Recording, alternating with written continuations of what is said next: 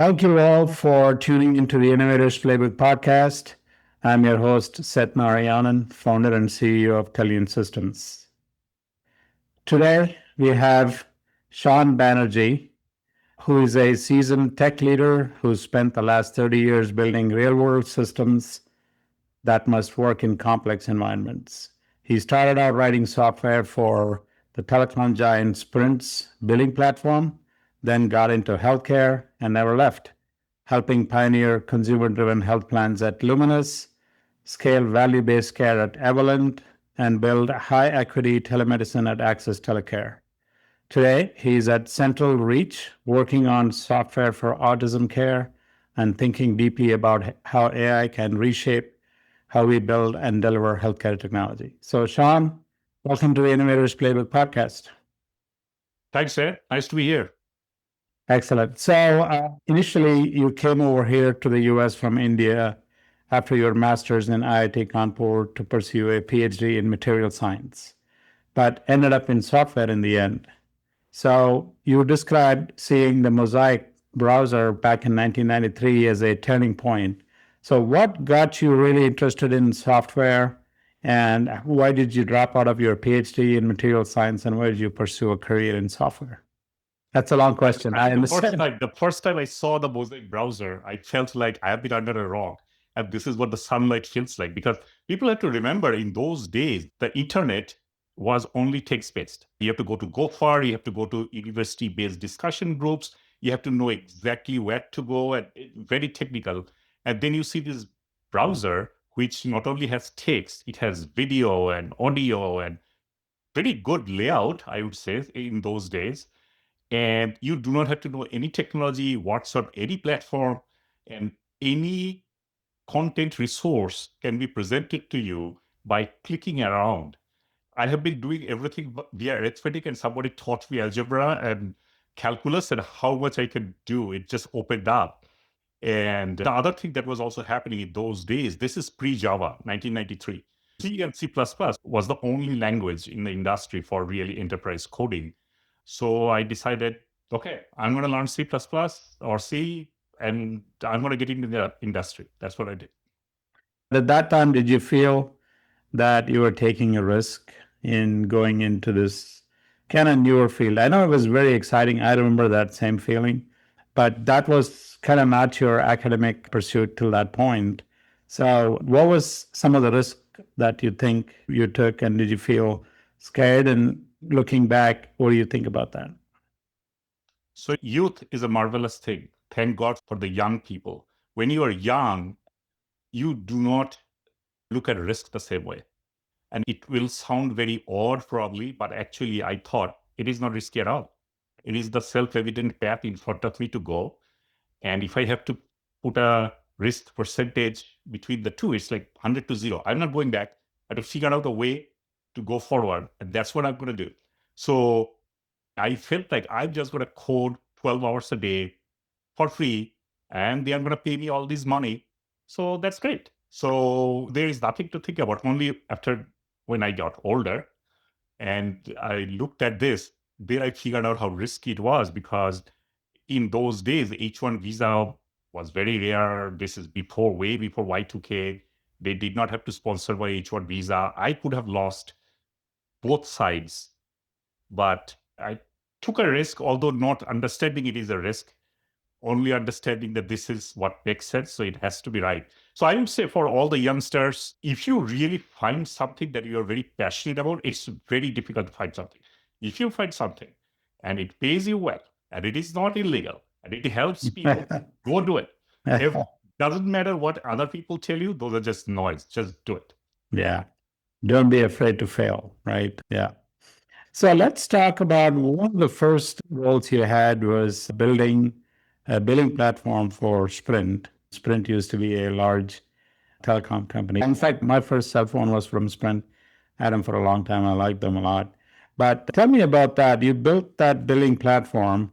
One of the things when I look at your career that you seem to have kind of specialized in is building complex and scalable and durable systems. So talk a little bit about what were some of the key decisions you had to make when building that platform to make that platform scalable and durable?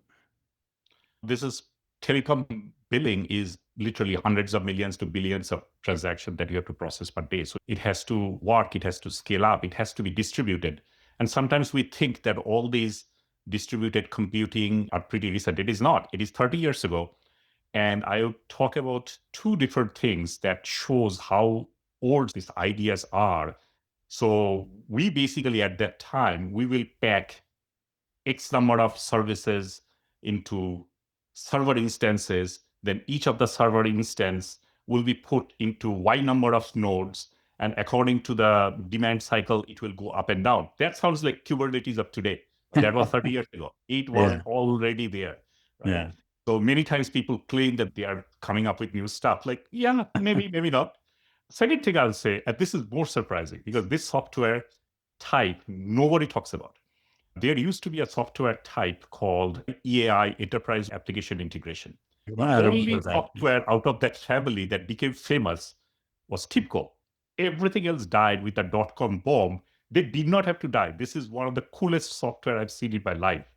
And the whole idea in those days was when you're doing integrations between different parties, one application does not have to know about the other application. The application has to do its job. And that is some of those design notions of publish, subscribe, fire and forget, guaranteed delivery, broadcast. Those were all there. It was a low-code platform. You can point and click and create adapters. And so that is one sad thing about it, how these great softwares really died with .com. They could not survive. Yeah. So you were at Sprint then, and I remember there were such huge players for a while, and there was a big boom and bust cycle with telecom like they had with .com. So what did that teach you about industries kind of have their up cycle and then they go through a down cycle? So what did you learn from that about being resilient? So number one, your only job security is you. Yeah. There are two things that you lose when you change industry or change job. One is business knowledge or product knowledge, and one is technical. So let me go through each one of those. You are going to lose the business knowledge, but if you want to survive, you have to be a learning machine. You Yeah. are doing stuff that you did not know when you were born. So how does it matter, right? Doesn't matter wherever you go. And I will say this to the technologist. Yes, you have to know technology, but you have to know product as much as the product guy, and you have to know business as much as the business guy. Is it fair that you have to know all three? No. But do you have to do it? Yes. Because if you want to go up and if you have to have a level talk with customers, you have to connect the dots in your mind and you have to become a learning machine. And that is directly proportional to how curious you are. If you're not a curious person, you're not going to be a learning machine. But it really helps you to talk to different kinds of people who are completely coming from different sides and just learn. So I just learned healthcare. But yes, I did repent that how much I knew about the wireless industry and telecommunication standards of TDMA, FDMA, CDMA. And technology part is completely portable, right? It just stays with you. It doesn't matter where you go. That is completely portable. It's really the business part that basically teaches you to learn. Because I would also say the whole point of education, people probably define education in many different ways. To me, education is figuring out how to be a learning machine. That's it. That's the only thing that you learn from education. Yeah, that's so true that the learning never stops. And in fact, that's one of the things I appreciate in my role. I work with companies in so many different industries and so many different business problems. It's not only it's required and it's needed for survival to learn a lot of different businesses, but it's also exciting, right? It's great to see technology is a tool that you solve the business problems with. Then that kind of got you sort of pivoting into healthcare, which is where you ended up most of your career in. So, how did you make that pivot into healthcare, and what convinced you to kind of stay there for this length of time? So telecom melted. So I had to get out of the sinking ship, according to healthcare, because I got a job in healthcare, pretty much that. Yeah. But these two are quite different, right? Telecom is extremely or completely engineering driven. Very talented engineers, they talk to each other, different companies work with each other, they figure out different standards and they build it. They are not asking you whether you like it or not, right? When they're going from USB A to USB-C, they're not asking you, right? No. You can trust them that they're doing the right thing and they move fast. On the other hand, in healthcare is stakeholder acceptance driven. Engineering part is extremely weak, I would say, compared to coming from or sheer engineering. But the thing about healthcare is, and it takes you a couple of years to figure out that there are different stakeholders, the pharma companies, the insurance companies, the hospitals, the physicians, everybody has a narrative. None of the narratives are actually completely true. So what they say versus what it is, it teaches you to look at it from different point of view. And like they are saying it, but that is not what it is. It is actually this. But the thing of that may sound little frustrating. Okay, you are in healthcare and you have this kind of notion about healthcare is not innovating fast enough. The thing about in healthcare, everybody knows what to do. It's really, if they do what is the right thing to do, an engineering solution, it may or may not be accepted. In spite of all that, what is so enticing about healthcare is it is personal. It is what you are going through, your family is going through, you will go through. Yes, it is not perfect. It is very difficult and frustrating to move the needle. But even if you can move the needle by 2 degrees, it is still a move. This is something you cannot escape. So that always stays with me like this is not a game. This is life and Yeah. death. If we can do something to help people and be fulfilled, there is not any field like this. So you started at Luminous, I think, which was then acquired by Anthem, and you were working with consumer-driven health plans and HSAs, right? Elevance Health nowadays. Oh, okay. It's a $100 I, million company. I guess they have three names now. They had health insurance through Blue Cross Blue Shield of Georgia, which is part of Anthem, and I guess Elevance is the big mothership brand. Yeah, it had 14 states. Probably it still has 14 or more. Georgia was one of the 14 states, yes. Okay, gotcha. So what problems were you trying to solve there? So when we got into Luminous was my first startup. And I still think it is probably the most innovative company that I've worked for that nobody knows the name of. And what we are trying to solve is really how the health insurance, the so-called insurance works. Because if you look at any health insurance, it is actually three insurance packages clubbed together and they call it one insurance, but it has literally three pillars of it. One is the hospital, which has the deductible co-insurance and things like that. One is the pharmacy, which has different level of copay level, $15, $25, $35, or things are allowed in not. And the third is the physician visit, and that is also a copay of $15, $20 and specialist and non-specialist and things like that. And that literally came from three risk model and clubbing together. But when you are doing this, it just doesn't make sense. It doesn't have to be that way. So what we are trying to do is if we just take all those things and just create one deductible for a family or an individual, and that's it. Because if you have 5 members in your family, 5 members should not have a family deductible as well as deductible 1, 2, 3, 4, 5 for person 1, 2, 3, 4, 5. This is just ridiculous, like the way it works. So the plan that came out of it, which is pretty known today, is the HSA plan, Health Savings Account, or it's also called the HDHP, High Deductible Health Plan. Congress legislated that in 2002. There are 2 companies which did it. We did it, and there was one other company. We got bought by Anthem. But to do that, we had to do certain innovative stuff. For example, we had to give almost full transparency to the user, to the consumer, to know how much it costs. So we came up with surgery cost, pharmacy cost in different zip codes and things like that. And we did not productize it. We got bought, but many companies actually did it later and became very famous. But when I look back into that company, it's like I figured out how much we did not productize it. We were just too young, and it was so great to build a product which did all those things that nobody knows about. Okay, let me ask you to elaborate a little bit on this. When you said they did not productize it, right? So I think I know what you mean. Was what they were building more tailored to specific customers and was not something that could have easily applied to a larger market segment? Is that what you're referring to? So we were in the so-called ASO market, which means the very large self-insured customers like Northrop Grumman, Intel, they were our customer. And we are a small part of their offering, but we were. And we did not have the maturity or the money. And it was mostly at the health insurance operation company. And the software, we did not realize it is software. Like this is SaaS, right? We did not realize that. We just built it because we had to give it to the consumer so that they can take the right decision. But I think there was also not much venture capital and private equity in those days. Like, this is not of today. If it were today, you'll go to a venture capital, you'll get enough money into it, and you will basically build the platform, then be the platform to work with United and Anthem, and you will not sell yourself. You will be an independent platform. That's how I. Plus, also, when you bring in venture capital, they try to bring some experience, especially if they're a strategic investor.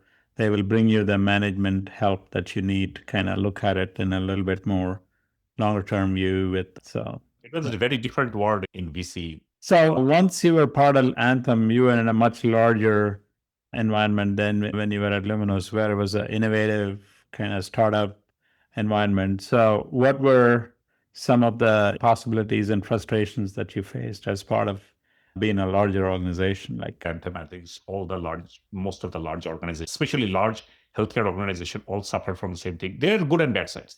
The good sides are, I really learned rigor of process, security checks, financial forecasting, just keeping an eye on the money and dealing with this large budget, and which helped me tremendously when I got into the growth companies, because I am doing it as a public company, and which brings all those things.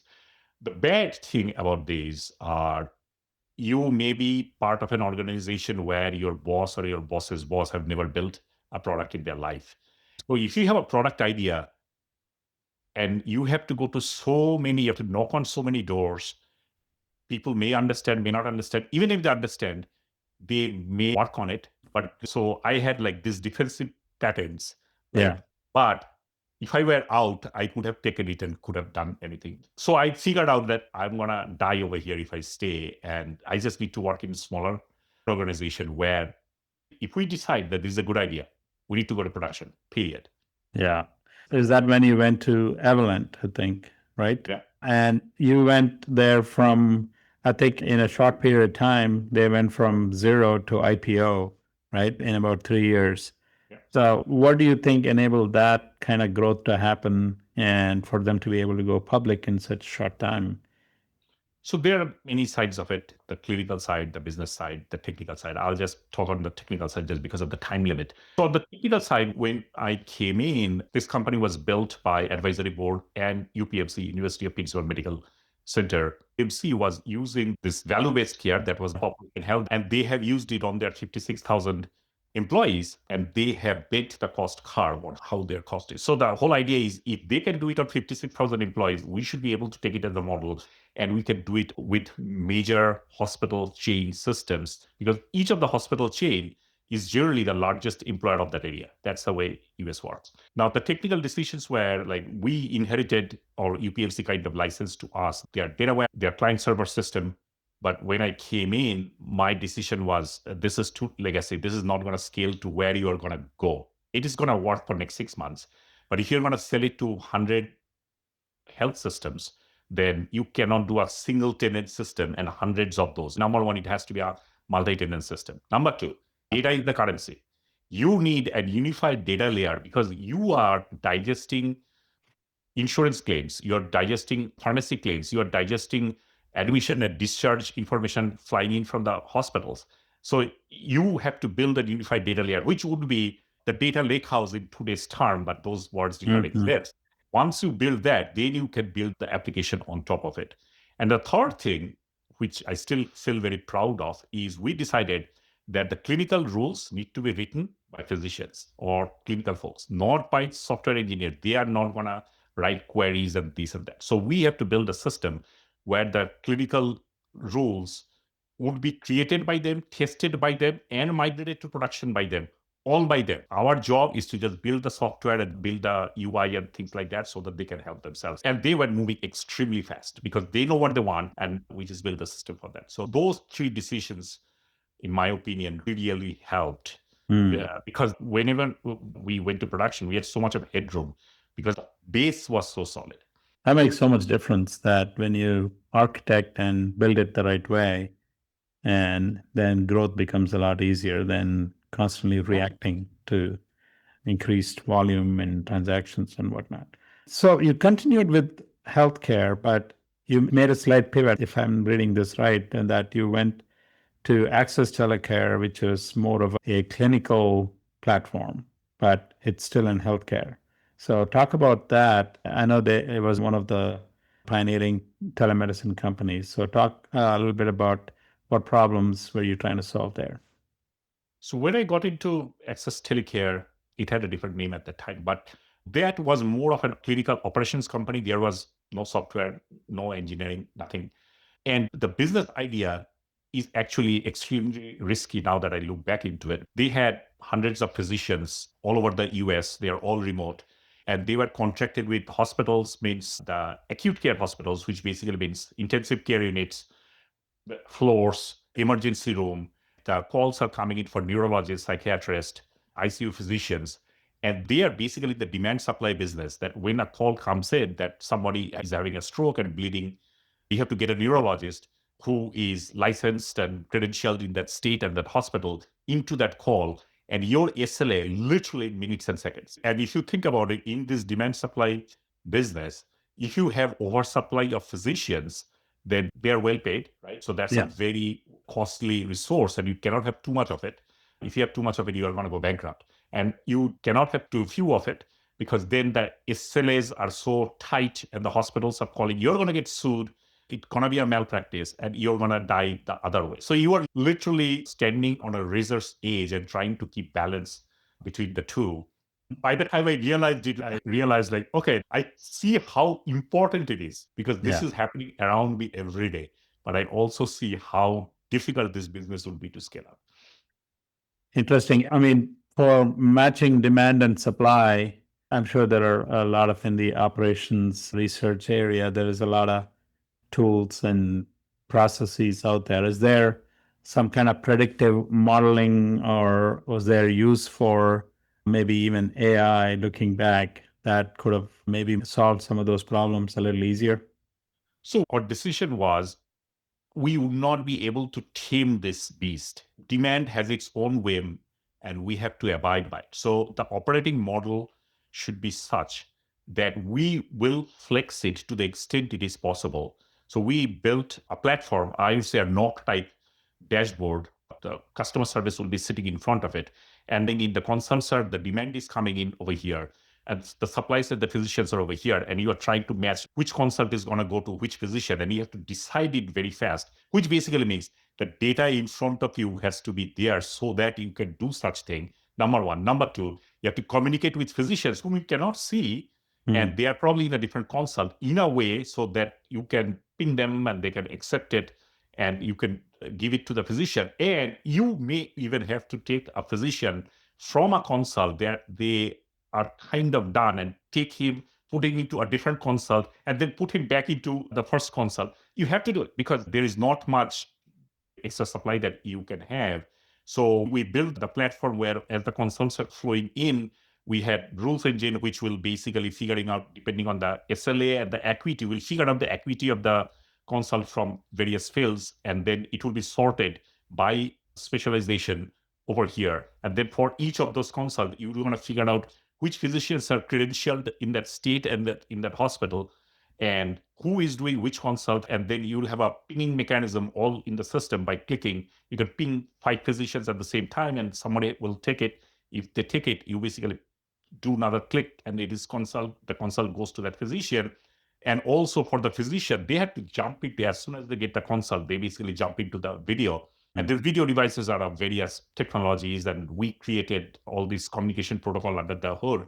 In most of the cases, you'll just press a button and you're going to appear in video. You do not have to think about user ID password. Cisco or Polycom or this or that. So those were basically, to me, it was like a practical way of solving the problem because as much as I knew about ML and this and that, yes, we definitely knew the nights are the worst, that the weekends are the worst. Obviously, we knew it because we are analyzing data all the time. But you will never be that precise. What helps you is how fast you can flex. Yeah. From there, you're now at CentralReach, which is kind of at the intersection of EHR and learning management for autistic children, which is a very interesting problem, I guess, that is facing the country today. So, how do you design a system there that serves the payers, the therapists, families? And it's a very interesting a new area. So maybe talk a little bit about that. Yeah. So this company was different in the sense that it was a late stage growth company. The system was already there. I inherited it. So here, the basic idea was it is the data layer, right? So if the data layer is integrated, all these different type of, whether it's the EHR, RCM, learning management, whatever we are doing, as those things are tied to each other at the data layer, you can build different applications for different stakeholders and user types, and then render the whatever that they want to see with the workflows to them. So that is how we have really scaled it. We have added many new applications on top of that data layer. And any application that comes in will contribute to the data layer and will take from the data layer. So that's the virtuous cycle, that the data layer became wider and wider as we came up with different types of functionality into it. And it became richer and richer. Interesting.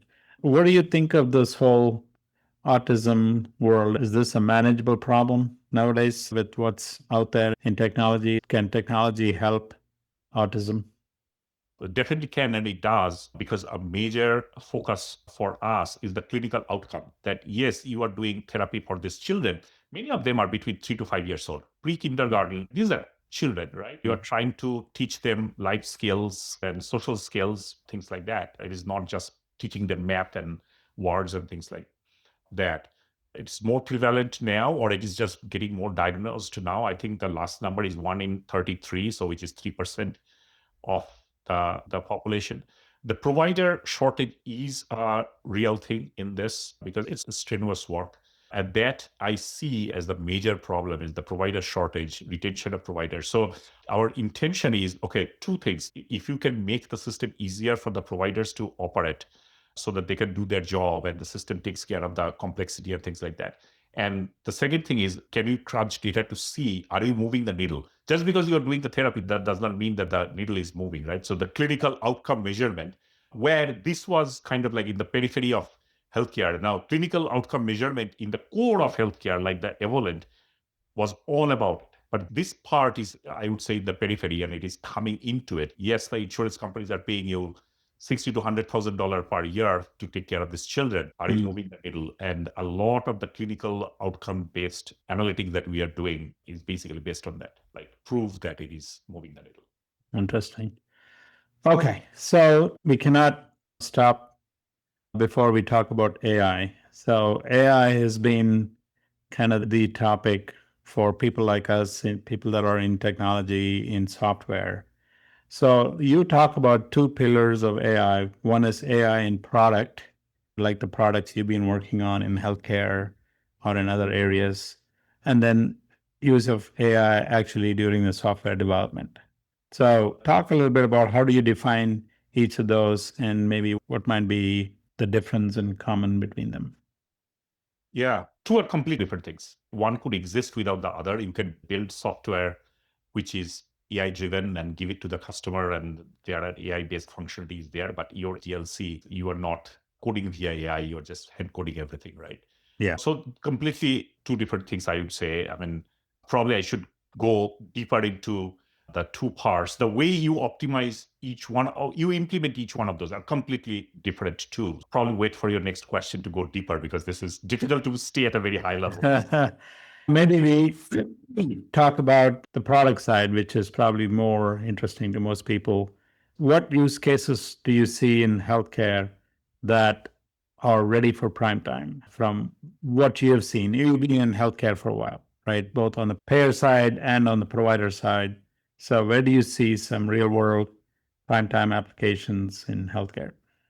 So when I say AI, let's just assume I'm only talking about generative AI. There is also the ML ops, which somehow nobody talks about nowadays because it's all generative AI nowadays. Generative AI is a boon for anybody who has dealt with, say, NLP 10 years ago, trying to do kind of the same thing, like read text, figure out if such has happened and how many times and if this is related to that and things like that. So the generative AI has this basic capability of digest massive amount of text and video and audio and really do three things. It can summarize very well.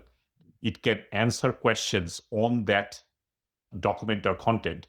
As it is reading and understanding, it can find patterns and trains things like that very fast, that for a human mind, it's either going to take too much time. So given those three base capabilities that I see, some of the implementations of those, I'm sure there are more, but I'll just go through some of those, is just clinical conversations like the encounter, the consults, conversations, transcription, summary generation, that can be done very easily. We have done it in our company. It works great. Encounter, or I would say progress report writing, because if you're in a hospital for a couple of weeks and things like that, they have to write progress report. Even in our field, autistic child care, we have to write progress report that this is what is. So we have all these contents and all these consults, but how do you go above that, and how do you write these progress reports and things like that, which in our field, it could take days, and now you can write it probably in 15 minutes. It generates a lot, and then you just make sure that those are right, using templates and things like that, obviously. And the other bigger, and I think a more discussed and more difficult part, is that just general decision support system, right? Yeah. Pattern detection, answering queries, because you can go back and forth with these things, suggesting things to you, because this has to be optimum, right? You do not want to miss something that same way. You do not want to be bombarded with just trivial things. So yeah, coming Yes. from the NLP world, it is just so much easier. It's like a lever that did not exist before. Yeah. No, definitely the possibilities are endless. And yeah, let's now talk about the software development lifecycle process, where obviously the use of AI has skyrocketed, tools like Cursor and Cloud Code and whatnot. So what do you see there? Is this all the productivity gains? How real are they? And are we going to be at a place where you think totally hands-free software development is possible? So let me break it down. I look at this thing into 4 different buckets, and the way you solve each is quite different. So I would say that the easiest one for AI-based code generation is the greenfield projects. Brand new, you know exactly what to the prototypes, and those things are already there, and you just have to generate code very fast. So this one, I would say we have cracked it. A user story that could take, without AI, 8 to 10 days, probably takes between 1.5 day for the senior engineer to agree to the plan or the design, and then you press a button and it generates the code, along with 80%, I would say, test cases, which it generates first, right? So test-driven development that you hear about. So you know that what has been generated is passing all the tests, so it must be good. And where the engineer is really using his or her brain in taking the user story, come up with an embellished version of the user story with more and more details, and then asking about design or a spec, and then agreeing on the spec or going back and forth to tweak it. So you basically agree on the contract, and you go back and forth on the contract. As the contract is done, then you can generate the rest. The interesting thing is that when I talk to my senior engineers, they're like, oh, we are never going to type in code again. I don't know, because I agreed to the spec. So Yeah. I do not have to spend too much of my brain cells to type in the code. A kid can do it. AI can do it. Yeah. My brain is going actually into the acceptance of spec, or pushing it to make the spec more granular and things like that. So there is more a need of diligent senior engineers today, I would say, who will not glaze over, who are diligent, and they are actually using their brain where their brain should be used, in design, code generation. And this is going to go easier, faster and faster. The second part is, I would call it a semi-brownfield project, where you are still working on the legacy, but you're probably adding catch-on module or something like that. You have to still understand the legacy code module. Maybe you are updating it. In this case, we see between 2x to 3x productivity gain in the code generation. It is less than the other, because the other does not have to understand the history. This one has to understand. So it is less. The third one, completely brownfield project, where you have this legacy code and you are moving something. These are the cases where you are probably changing 5 lines of code, but you are reading probably 2,000 lines of code, and it will have repercussion on 5 different UIs or different APIs, upstream, downstream. And this field is pretty new. You hear the word of context engineering, harness engineering, right? It did not exist probably even late last year. And this field is difficult, because how do you actually do this? But this is generally done by using many different sub-agents, sending them in different direction, asking them to come back and write down their summary, and then summary of the summary, and then you agreeing on intermittent and multi-threaded with looping like that. A very exciting thing. Yeah. This is the right way of doing, because your brain actually does it the same way, but it just does in such a multi-threaded way, right? I know I can talk to you about a lot. I have a lot of different questions that pop in my head, but one thing maybe I just want a short answer from you on this would be, so do you think the potential for AI matches the hype? It has such a huge potential, right? I don't think there is any question of the potential. Now, whether people will spend $1 or $2 trillion more per year to buy all the things or not, those are different. Those are business questions. But just from technological point of view, I'm just talking about generative AI. I'm not going to mix AGI with it. People think that you're going to go from here to here as natural progression. No, you are not. I don't think you are. It's a different type of problem that you have to solve. I don't think there is any question on that. But I think there will be correction, in my opinion, on how much the businesses will pay, because there is already cut back on token cost, and seat licenses are going away. It's all on usage. Can I just host my instances and that will be cheaper? And those things are going to come in. But there is no doubt about what it can do. Okay, that's good. So, last question for you. What is your advice to the up and coming next generation of engineers or kids in general in this today's world of AI and everything else? So I'm going to give you some general clues, and then I'll come to AI, and I'll try to be succinct. Yeah. So I would say, first, be a learning machine. As we said, just learn. Whether you're learning technology, product, business, learn. What goes into your head and your capability to connect the dots is going to take you a long way. Second is communicate. Communication has nothing to do with what you think. Communication has everything to do with who is listening to you and whether you are translating your narrative to that person's experience. So I would say talk in analogies and houses and gardens and traffic and road, and which people understand. And your PowerPoint slides are not documents.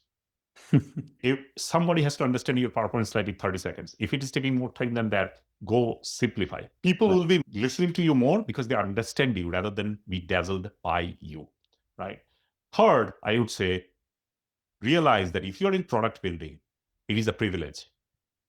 You are building something that only exists in the figment of your imagination, right? The other example of this are the creative arts, people who create music and painting and things like that. So when you put your signature on your software, your signature has to stand for something. It is the same pride with which a painter signs a painting, right? Not to stop you are, do something that you should be proud of. And that sense of pride, this is the good pride. This is a privilege. And use this privilege to get more fulfillment out of this. And I will say the fourth one is help people. Maybe you are very good. You have other people in the team. Maybe they're stuck. Go talk to them, help them. Young people generally underestimate how much people talk about good and bad things that people do, and how much of this good words or bad words spread.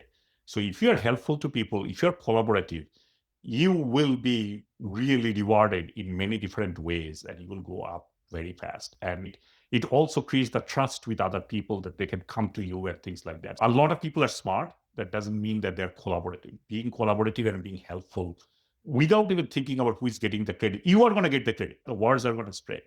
But do this. As far as AI is concerned, I would just say, learn it. YouTube is great. Get the license, play with it. The world has already moved. There is no going back. And just do not overthink it. The best way of learning swimming is getting into the swimming pool. Just to the swimming pool. Just play. Play, and you're going to figure out, and you're going to be able to talk to other people who are also figuring it. Everyone is figuring it out. It's not like been written, right? This is a privilege to be at the right place at the right time. Well said. Thank you, Sean. Thanks for this conversation. It was excellent. I would love to see you again. And thanks for being on the Innovators Playbook podcast. Appreciate it. Thank you, Seth. Your questions were really thoughtful. Glad to be here.